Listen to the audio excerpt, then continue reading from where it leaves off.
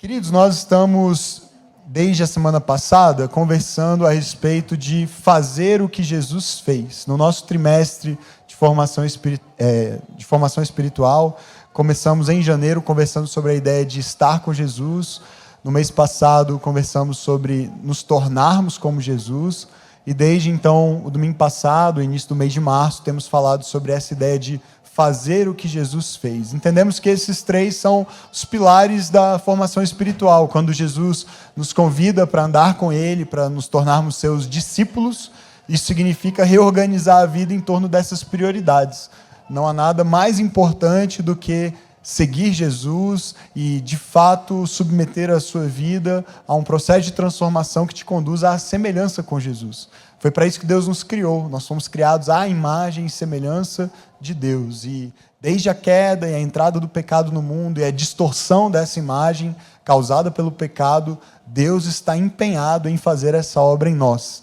E por meio hoje do seu Espírito que habita o coração de cada um que crê em Jesus e o confessa como seu Senhor e Salvador e que habita no meio da igreja, do povo de Deus reunido, é isso que Ele está fazendo. O Espírito está formando Cristo em nós. E nós queremos aprender com Ele, nos submeter a esse processo. E esse processo culmina nisso, em fazer o que Jesus fez. Foi assim com os discípulos no tempo do ministério público de Jesus aqui na terra. Jesus convidou pessoas para andarem com Ele, essas pessoas começaram a observar o que Jesus fazia, como Ele vivia, seus hábitos, práticas, ações, seu relacionamento com o Pai, a forma como Ele orava. E esses discípulos, então, aos poucos foram caminhando com Jesus, reorganizando sua vida para priorizar a própria presença de Jesus.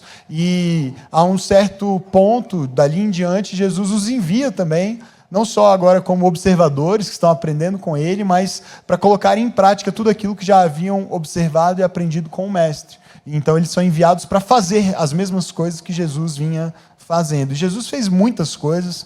A gente tem 5 domingos em março, então a gente escolheu só 5 das diversas ações que a gente observa no ministério de Jesus. Poderíamos falar de muitas outras, mas na semana passada nós falamos a respeito da pregação. A gente vê Jesus pregar ao longo do seu ministério público, e Ele envia os seus discípulos para fazerem isso também, para pregar o Evangelho, as boas novas do reino dos céus, do reino de Deus. E se você não esteve aqui no domingo passado, assista a essa mensagem lá no nosso canal no YouTube, ou ouça no podcast, porque essa mensagem, inclusive, serve como uma introdução para todo esse mês de março, tá bom? Mas além de pregar, de ensinar, a gente vê Jesus também curar pessoas e enviar seus discípulos para fazerem isso. E esse vai ser o nosso assunto dessa manhã, dessa mensagem, tá bom? Outras coisas que a gente vê Jesus fazendo e que serão objeto da nossa conversa nas próximas semanas, a gente vê Jesus servir, libertar e batizar, e ordenar a gente a fazer essas mesmas coisas. Então, nas próximas semanas, não perca, a gente vai ter muita coisa boa aí para aprender com Jesus e colocar em prática também.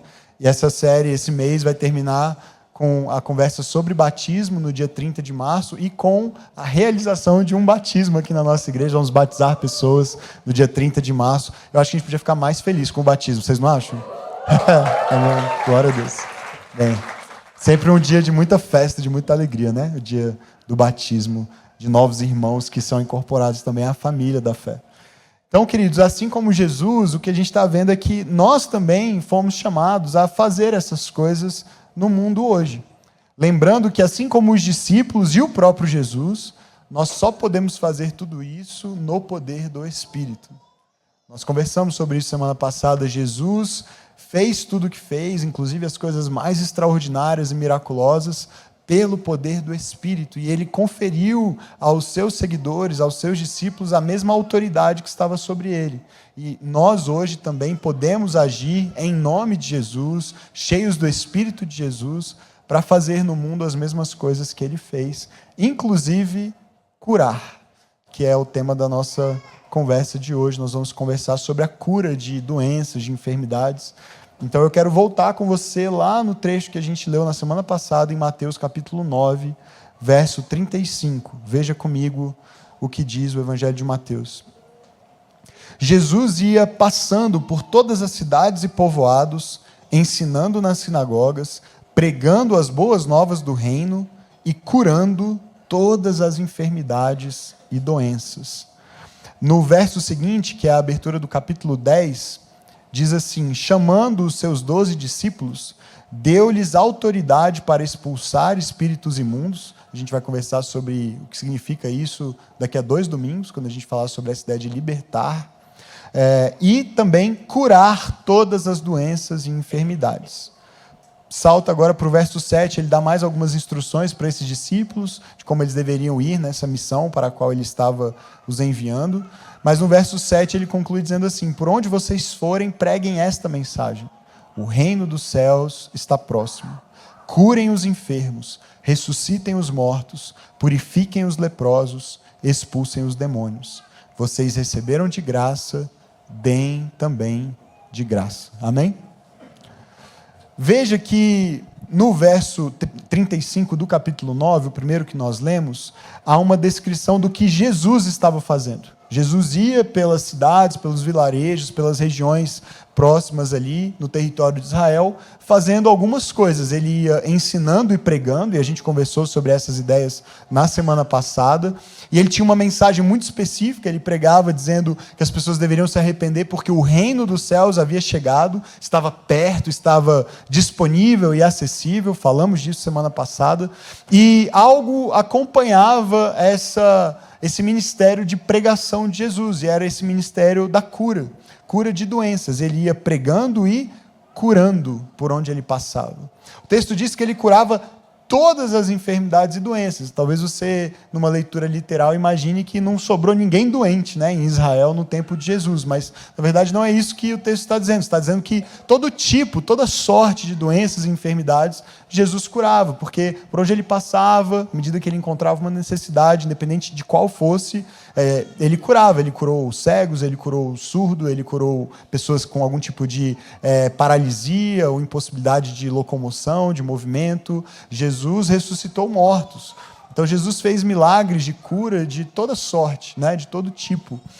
Mas não significa que ele curou literalmente todas as pessoas que estavam doentes em Israel naquele período, né? Jesus estava limitado no tempo, no espaço, enquanto ele esteve aqui na terra. Então algumas pessoas não foram curadas, e a gente vai falar disso também daqui a pouco.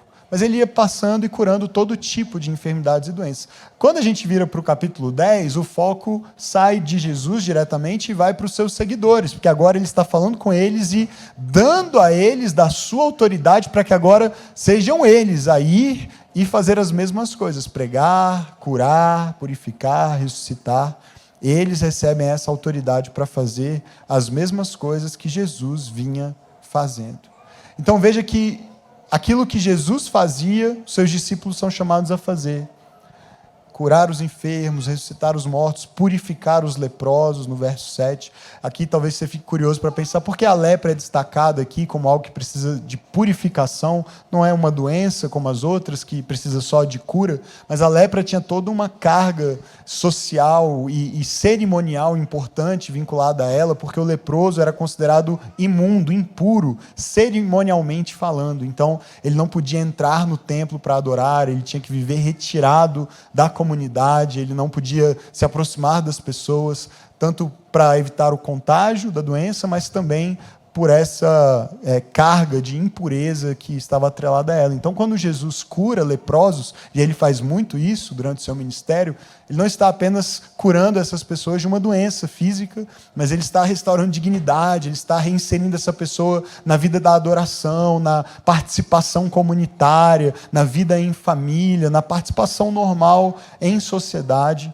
E por isso a cura da lepra, em particular, é muito destacada durante o ministério de Jesus. Mas o fato, queridos, é que quando a gente fala sobre cura no ministério de Jesus, no ministério da igreja primitiva e particularmente no ministério da igreja nos nossos dias, eu sei que esse é um tema que divide muita opinião, não é mesmo?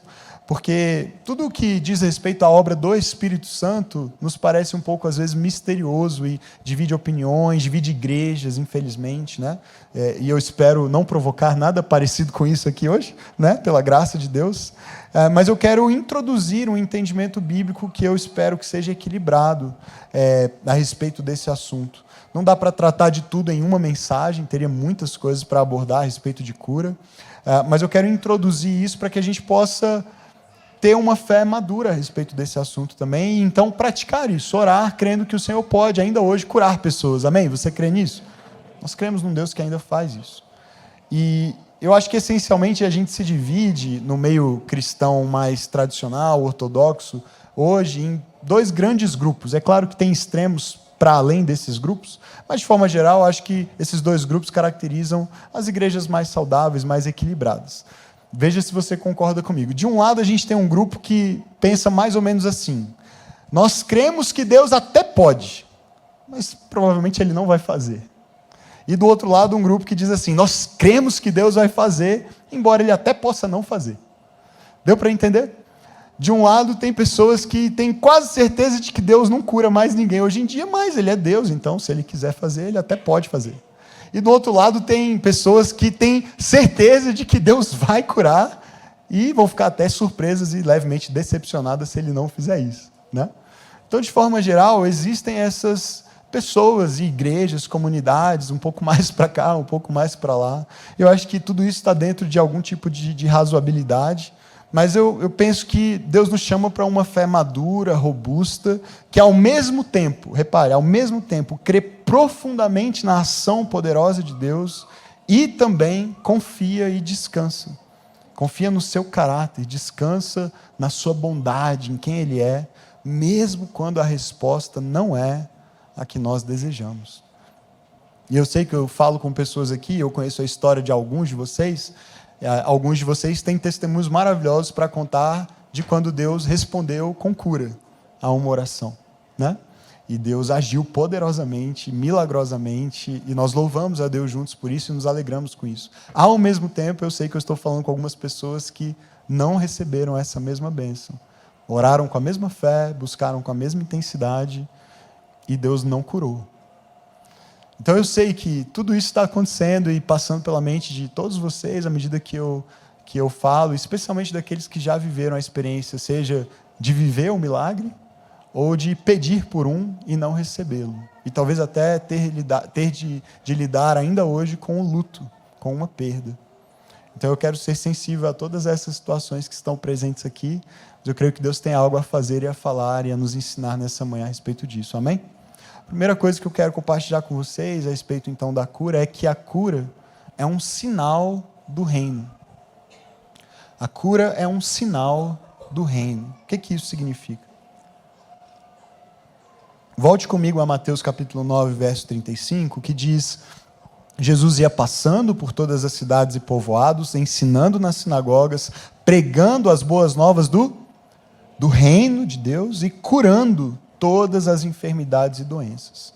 Veja que a cura, não somente nesse verso, e não dá tempo de ler vários outros textos, mas leia os evangelhos, se esse assunto te interessa, ou se você ficar com outras dúvidas, com perguntas não respondidas, leia os evangelhos com esse olhar, dando atenção para esses momentos em que Jesus está exercendo seu ministério público e curando pessoas, e você vai ver que a cura quase sempre anda junto da pregação.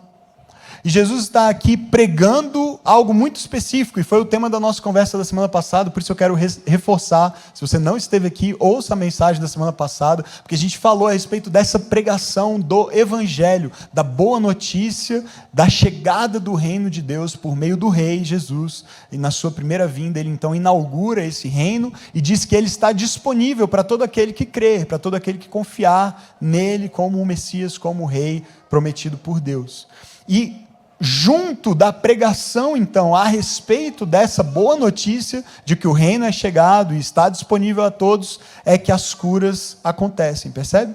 Jesus vai pregando a boa nova do reino e então curando doenças e enfermidades. Ele envia os seus discípulos a fazerem a mesma coisa, a anunciarem que o reino está perto, está disponível, e então curarem como um sinal, preste atenção nisso, como um sinal de que esse reino de fato chegou. É isso que a cura é. E por isso é frustrante às vezes o debate a respeito da cura ser para hoje ou não ser para hoje, e isso fica num plano quase como que se você enfatiza o valor da pregação e do ensino, você tem que ser quase que contrário aos sinais de milagres da parte de Deus, você tem que escolher entre um e outro, e na verdade, qual é o problema de andarem juntos? Porque sempre foi assim. Na verdade, os sinais acompanham. E os sinais apontam para algo maior que está acontecendo. A cura é um sinal do reino. Por quê? Porque, veja, lá na criação, quando Deus criou todas as coisas, quando Deus nos fez como parte da sua boa criação, não havia doença. Não havia maldade, não havia injustiça, não havia violência, não havia dor, não havia morte. E o propósito original de Deus para o mundo que Ele criou e para os seres humanos que Ele estabeleceu para governarem esse mundo em nome dEle, o propósito dEle original não incluía dor, não incluía sofrimento, não incluía enfermidade e morte. Tudo isso são consequências do pecado, são intrusos na boa criação de Deus. E há uma expectativa, queridos, de que um dia tudo isso seja eliminado. Os nossos corpos não foram criados por Deus para serem submetidos ao sofrimento, mas o pecado fez isso. Ele introduziu no mundo doença, dor, morte, e há uma promessa de que na nova criação, quando Jesus voltar para restaurar e fazer tudo novo, novos céus, nova terra, os nossos corpos ressuscitarão. E isso significa, queridos, que nós nos veremos aí sim definitivamente livres de todo tipo de dor e enfermidade. E o último inimigo a ser destruído, diz a palavra, é a própria morte. Isso significa então que a cura hoje é um sinal que aponta para uma promessa e uma realidade superiores. O fato de que um dia o mundo inteiro será restaurado, isso inclui o nosso corpo. Isso é extraordinário, isso é maravilhoso. Nós viveremos eternamente com Deus, reinando com Jesus nesses novos céus e nova terra, num corpo restaurado e glorificado e não mais sujeito à corrupção. Nós não seremos, queridos, seres imateriais, vivendo no reino de Deus eternamente, desprovidos de um corpo físico, porque não foi assim com Jesus, e a gente vai falar disso daqui a pouco também. Mas nós seremos como Ele na ressurreição, teremos um corpo glorificado, um corpo definitivamente curado. E é por isso, então, que a cura de doenças foi parte importante no ministério de Jesus. Porque é uma prévia, é um tipo de antecipação, é um sinal de uma promessa vindoura, percebe? Aponta, ajuda a gente a enxergar, a vislumbrar como será a vida no reino, uma vez que Ele esteja plenamente estabelecido entre nós. Hoje, em parte, mas um dia, plenamente. Amém? Então, nesse sentido, perceba, a cura é importante, mas ela não é o mais importante. A cura não é um fim em si, até porque toda cura é temporária. Desse lado de cá, da eternidade. Toda cura é temporária, porque você pode ser curado hoje, eu creio que Deus fará isso em nome de Jesus na vida de algumas pessoas, mas você pode ficar doente semana que vem. Não é verdade? Você pode pegar uma outra doença daqui a 3 anos.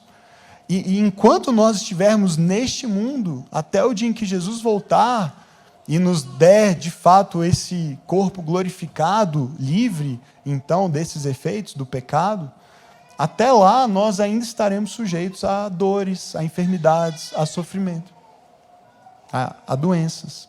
Por isso a cura não é um fim em si mesma, ela é temporária, mas preste atenção, ela é importante. O pastor Tyler Staton descreve assim: a cura é um sinal do reino que aponta para a salvação, a substância do reino.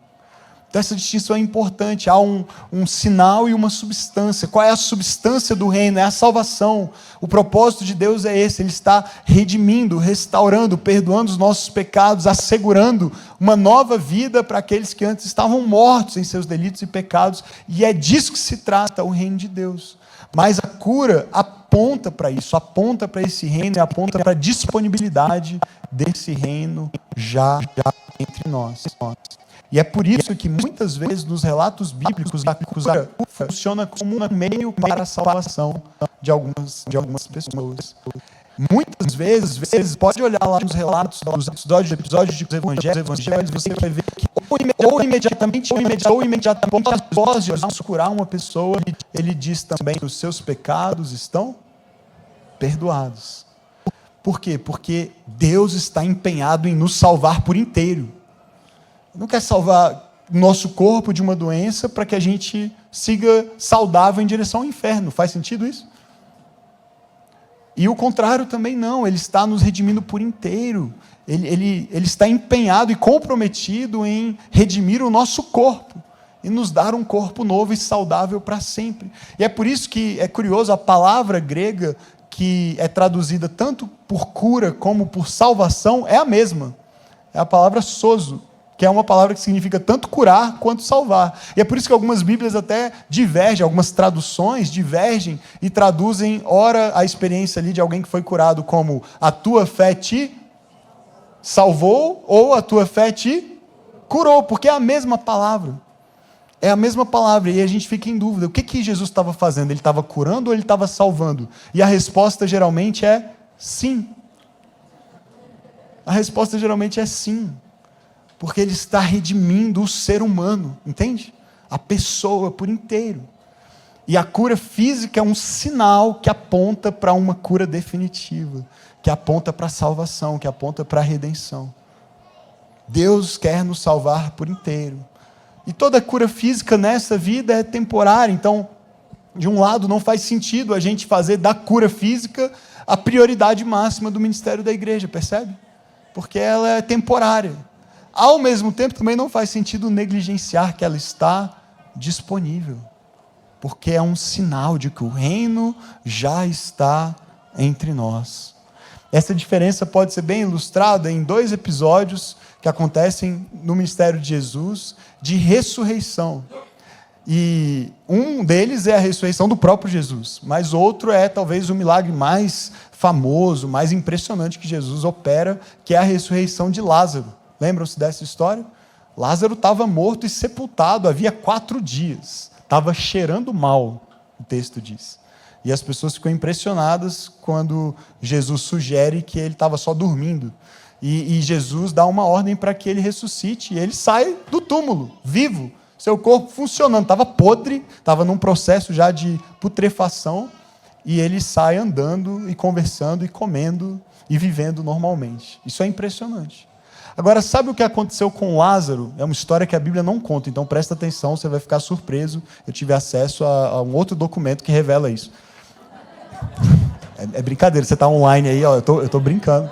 A pessoa que está só ouvindo o podcast não vê minha cara ou a risada de você não vai saber, né? Eu não tive acesso a documento nenhum, queridos. Mas sabe, deixa eu contar o que aconteceu com Lázaro.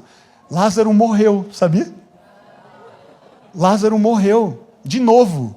Poucas pessoas podem dizer isso, não é mesmo? E outra vez só aconteceu.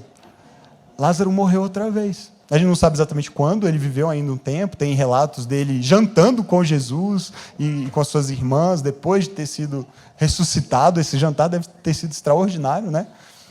Mas o fato é que, de algum tempo depois, a gente não sabe se meses ou anos, Lázaro morreu. E até onde me consta, continua morto, né?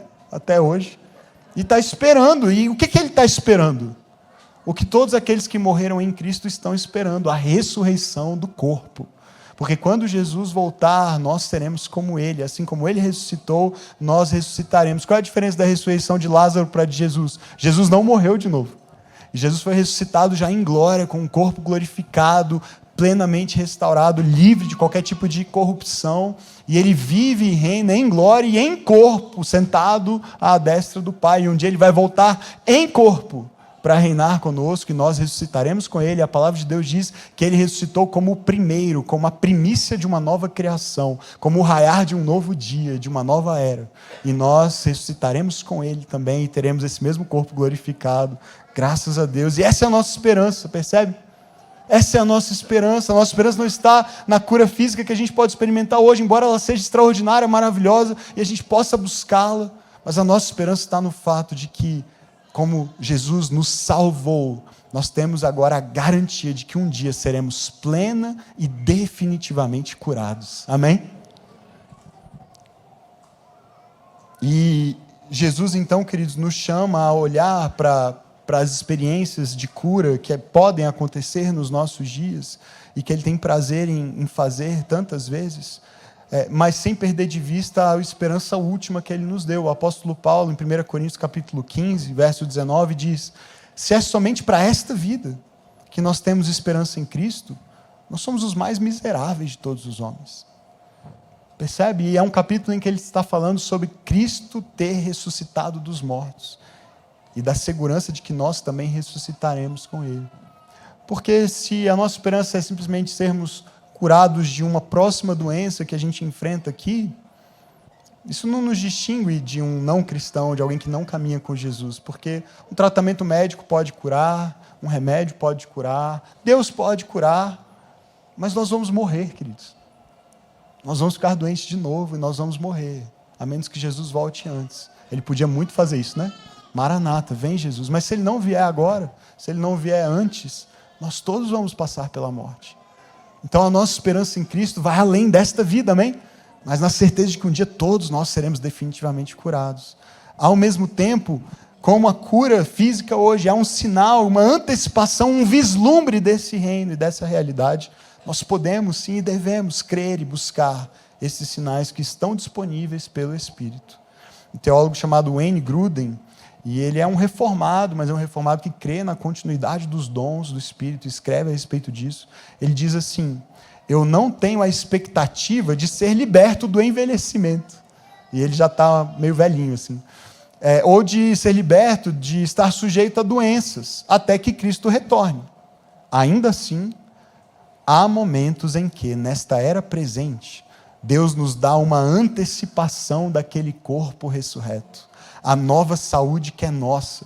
Assim como de várias maneiras temos antecipações de toda a bênção da salvação que será nossa na era vindoura. Temos agora alguma antecipação, não toda, mas alguma antecipação daquela alegria, comunhão, santificação, do conhecimento que será nosso. Então Deus, nesse já e ainda não do seu reino, algumas vezes nos dá o já, uma antecipação da saúde física que será nossa na era vindoura. Amém? Olha que maravilha. O que ele está dizendo é isso. A gente não tem como ter a expectativa hoje de que a gente vai ficar definitivamente livre agora de todas as doenças, enfermidades e sofrimentos, porque a gente vai ter que passar por tudo isso. Nosso corpo está envelhecendo, nós estamos morrendo lentamente, todos nós. Mas de vez em quando, Deus, na sua graça, na sua generosidade, nos permite experimentar uma antecipação do que será nosso para sempre. Um corpo saudável, livre de dor, livre de doenças. Talvez você que vem de um ambiente um pouco mais tradicional e tem um pouco mais de resistência à obra do Espírito e a milagres e fica um pouco mais cético em relação a isso, ou talvez você que não caminha com Jesus ainda e é um pouco mais racional e calculista e tende a duvidar de qualquer coisa que pareça sobrenatural demais. Talvez você se pergunte, será que isso é bíblico mesmo? Será que isso é verdade? Eu quero te lembrar que ao longo de toda a Escritura nós temos registros de milagres e curas. Desde o Antigo Testamento, Abraão orou por um casal estéril em Gênesis capítulo 20 e eles passaram a ter filhos. Em 2 Reis, Naamã, aquele comandante de um exército estrangeiro, foi curado mergulhando no Rio Jordão, curado da lepra. Jesus curou muitas pessoas de todo tipo de enfermidades. Pedro e João curaram aquele mendigo à porta do templo e muitas outras pessoas. Paulo ressuscitou um jovem que morreu ao cair da janela, porque ele pregou tempo demais. Eu vou ter que tomar mais cuidado aqui. Em Atos, no capítulo 20, a sombra de Pedro curava pessoas, o lenço de Paulo curava pessoas, obviamente não o lenço, mas Deus por meio de algo que pertencia a Paulo. Então, queridos, me parece muito claro que a cura é parte da história. Não é o centro da história, mas é parte da história, é um sinal. É parte do ministério de Jesus e parte do ministério da igreja, comum no livro de Atos, descrita como um dos dons, só um, não o maior, mas um dos dons do Espírito. E é sobre isso que eu quero falar nos próximos minutos. A cura é um dom do Espírito. Em 1 Coríntios, no capítulo 12, a partir do verso 4, Paulo diz assim: há diferentes tipos de dons, mas um mesmo Espírito. Há diferentes tipos de serviço, mas o Senhor é o mesmo. Há diferentes tipos de atuação, mas é o mesmo Deus quem efetua tudo em todos. A cada um, porém, é dada uma manifestação do Espírito, visando ao bem comum. A um, pelo Espírito, é dada a palavra de sabedoria. A outro, pelo mesmo Espírito, a palavra de conhecimento. A outro, fé pelo mesmo Espírito. A outro, Dons de curar, veja aí, dons de curar pelo mesmo Espírito. A outro, poderes para realizar milagres. A outro, profecia. A outro, discernimento de espíritos. A outro, variedade de línguas. A outro ainda, interpretação de línguas. Todas essas coisas, porém, são realizadas pelo mesmo e único Espírito. E Ele as distribui a cada um como quer. Amém? Então veja, é um Espírito, só um mesmo Espírito, e Ele soberanamente, de acordo com a sua vontade, com o seu propósito, distribui dons diferentes à igreja e a cada um de nós, mas todos esses diferentes dons cumprem o mesmo propósito da edificação do corpo, o bem comum da comunidade, da igreja. Dom significa presente, dádiva, favor, é a mesma palavra no grego para graça, é um presente de Deus. Não tem nenhum mérito humano envolvido no processo. É o Espírito, o texto diz isso várias vezes, é o Espírito quem dá conforme quer e distribui conforme a sua vontade. Todos esses dons, porém, para um mesmo propósito, que é o bem, a edificação da igreja. Então veja, quando algo extraordinário acontece, Deus usa a vida de alguém para orar por uma pessoa, por exemplo, e essa pessoa acaba sendo curada, ou para dar uma palavra de conhecimento ou de sabedoria para alguém, uma profecia, seja o que for, qualquer um dos dons, não há mérito da pessoa que orou, percebe? E aí a gente inverte, distorce isso, e a gente quer descobrir onde é que tem o fulano que ora pela cura, e aí a gente vai lá no fulano com a expectativa. Não há nada de errado em receber a oração do fulano, Deus pode usá-lo tremendamente, talvez ele tenha um dom de cura. Mas preste atenção, receber a oração por cura de alguém que tem o dom de cura, não significa que você será curado. Porque não é aquela pessoa que decide quem vai ser curado ou não, é o Senhor. E Deus usa cada um conforme a sua vontade, e a glória, portanto, é sempre dele, não nossa. Nós somos apenas um instrumento, a obra é exclusiva do Espírito de Deus, e como em todos os dons, o dom de cura também requer que a gente amadureça e cresça nele. Porque às vezes a gente imagina assim, a pessoa tem o dom da cura, então sempre que ela orar por alguém, a pessoa vai ser curada. E não é assim que acontece, queridos. Seria o mesmo que dizer assim, eu tenho um dom do ensino, então toda vez que eu pregar, todo mundo vai se converter. Percebe? E não é assim que funciona, a gente sabe que não é assim que funciona. Mas a gente quer de alguma maneira manipular, controlar, saber quais são as palavras certas para dizer, qual é a fórmula exata, e aí se não curou é porque eu orei errado, ou porque faltou fé da minha parte, ou faltou fé da pessoa que recebeu a oração. Onde é que a gente errou, qual ritual a gente não fez, usou muito óleo para ungir, pouco óleo para ungir, o óleo errado, né? Tem o sabor do óleo, de repente, que podia ter sido outro. Você percebe que a gente infantilmente vai tentando manipular e controlar, quando na verdade é uma ação livre, soberana do Espírito de Deus, né? E nós precisamos crescer em maturidade para usar corretamente os dons no contexto da comunidade para abençoá-la. E assim como eu não presumo que todo mundo vai se converter quando eu prego, eu não deveria presumir que todo mundo vai ser curado quando eu oro por cura, mesmo que eu entenda que Deus me deu um dom para curar. Ser um dom não significa que eu não preciso me esforçar para aprimorá-lo, para crescer nele, me preparar para usá-lo melhor, com mais sabedoria, com mais graça. E é assim com todos os dons. A cura é só mais um deles, como é o ensino. Mas sabe o que acontece? Eu acho, pode ser o seu caso ou não, mas eu acho que a gente vive num mundo que é tão racional e que se orgulha tanto dessa racionalidade, que é mais fácil para a gente admitir um dom de ensino do que um dom de cura. Porque o ensino parece fazer mais sentido, parece ser mais controlado. O pastor preparou o sermão, ele estudou, né? Ele não está inventando nada aqui. A gente acha que é isso, né? Mas você lembra da mensagem da semana passada? Como é que Paulo descreve o processo, a pregação como o meio que Deus usa para salvar pessoas? Do que ele chama a pregação? Você lembra? Ele chama de loucura. Vocês já esqueceram a mensagem do domingo passado? Eu estou preocupado. Achei que pelo menos a do domingo passado ainda estava fresquinha, né? Brincadeira. Ele chama de loucura. Deus escolheu revelar a sua sabedoria por meio de algo que é uma loucura, um escândalo para as pessoas. Então a pregação também não deveria fazer tanto sentido assim para a gente. Percebe? E a gente precisa se despir um pouco também dos nossos preconceitos, pré-julgamentos e da nossa racionalidade. Não para fazer algo irracional, mas para a gente deixar Deus ser Deus.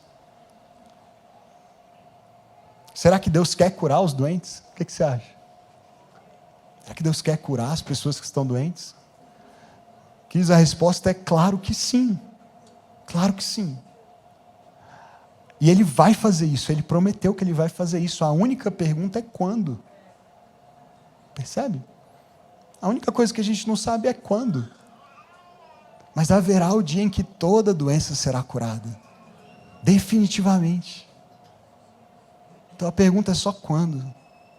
Não tem fórmula mágica, não tem um ritual específico, porque não somos nós que curamos. Jesus curou de várias maneiras diferentes, os apóstolos curaram de maneiras diferentes, curaram com a pessoa perto, curaram sem a pessoa perto, curaram impondo as mãos, curaram dando uma ordem à distância, até cuspindo Jesus curou. E eu não recomendo que você tente fazer isso, tá bom? Não recomendo. Mas talvez seja só para dizer, não é a fórmula. Não é, sabe, não se trata disso. E há um risco, então, da gente ficar avaliando e julgando, orou com fé, orou sem fé, usou a palavra tal, usou a expressão X, Y. É claro que algum elemento de fé, a fé, queridos, é um ingrediente nessa equação misteriosa. Qual é a medida, a gente não sabe. Mas a gente sabe, por exemplo, que em Nazaré, Jesus fez poucos milagres. E o texto diz lá em Marcos capítulo 6, que foi pela falta de fé deles.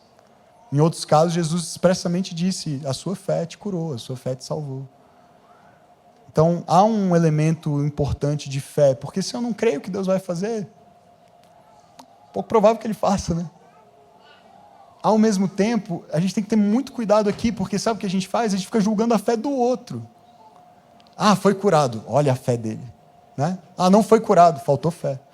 E, queridos, isso é tão horrível, é tão terrível, isso traz condenação, vergonha, culpa, e simplesmente não é verdade, a gente não tem os elementos. Como é que eu vou medir a fé de alguém?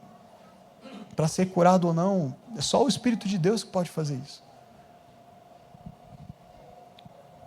E antes de falar de último ponto aqui, hoje eu quero só dar uma orientação pastoral, e eu não tem diretamente a ver com isso que eu estou falando agora, mas eu acho que é importante dizer, a cura, a oração por cura, nunca substitui a medicina, ok?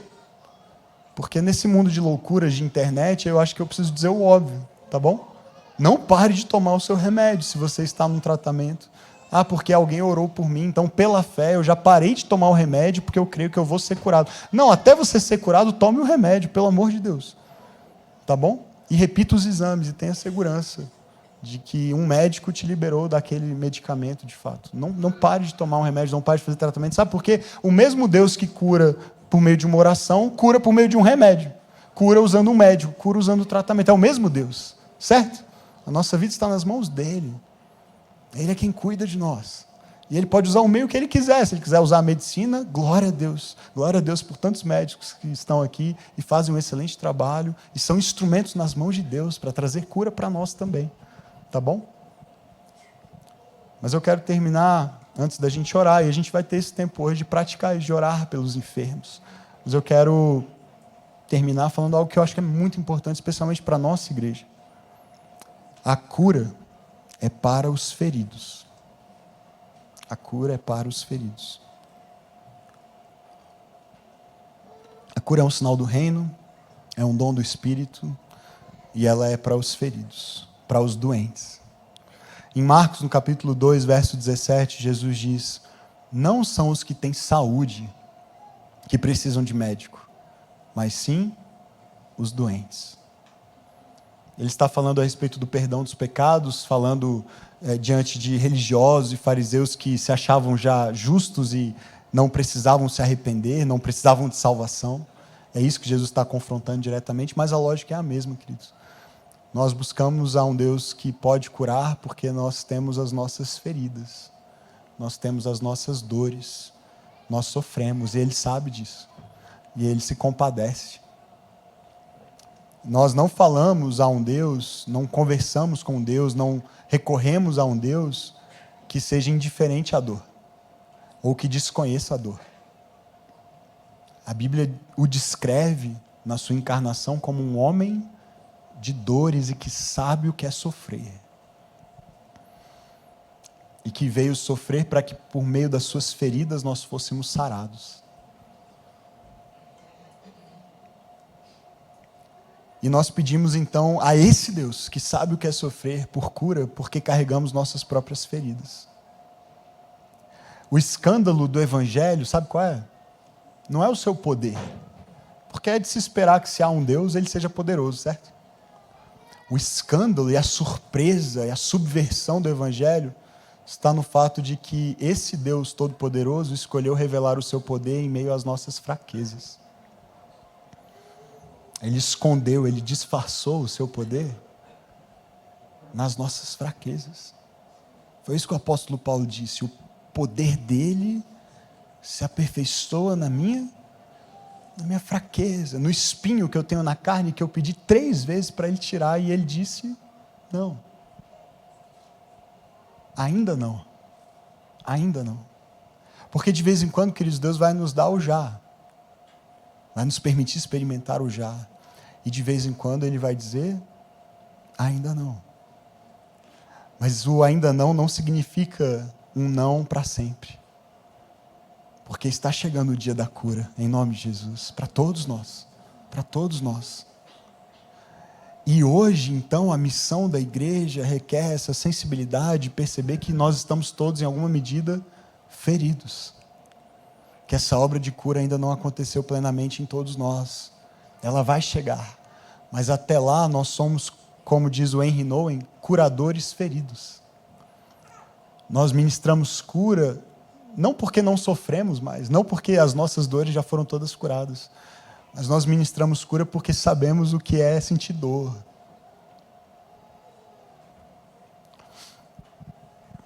O pastor Tyler Staton descreve assim, ele diz: o Espírito nos capacita para a missão por meio das nossas feridas. Pessoas comuns poderosamente curadas tornam-se poderosos curadores. O que torna você, querido, um candidato excelente para ser usado por Deus, não são os seus dons, são as suas dores. Porque é isso que te dá compaixão para olhar para alguém que está sofrendo e se importar o bastante para ir até lá e abraçar, e chorar, e orar, e crer que o Senhor pode sim trazer a cura. Mas mesmo que Ele não traga, aquela pessoa não estará sozinha. E o Henry Nouwen diz assim: tal como Jesus, aqueles que proclamam libertação são chamados não só a cuidar de suas próprias feridas e das feridas dos outros, mas também a tornar suas feridas uma grande fonte de poder de cura. Então, se você chegou aqui ferido, seja bem-vindo. Nós não temos uma fórmula mágica para te oferecer, mas o que nós faremos por meio do Espírito é apresentar juntos a Ele as nossas feridas, as nossas limitações, confiando que é nelas que o poder dele será aperfeiçoado em nós, amém? A maior cura que pode fluir da vida de alguém para a vida de outros, sempre virá de uma ferida que essa pessoa sofreu. O maior testemunho que você pode dar para alguém que está sofrendo é dizer que você sofreu a mesma coisa.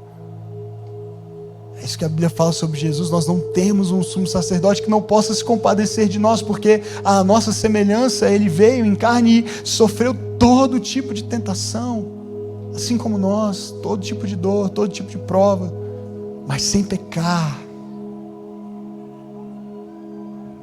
E o apóstolo Paulo fala a respeito disso. Ele diz que Deus nos consola nas nossas tribulações, para que com a consolação que nós recebemos dele, nós possamos consolar outros. Então até o não, ou até o ainda não, melhor dizendo, cumpre um propósito importante na nossa vida, na nossa formação espiritual, como a gente ouviu há 2 semanas do pastor Alex, quando ele pregou aqui sobre o sofrimento, não é mesmo?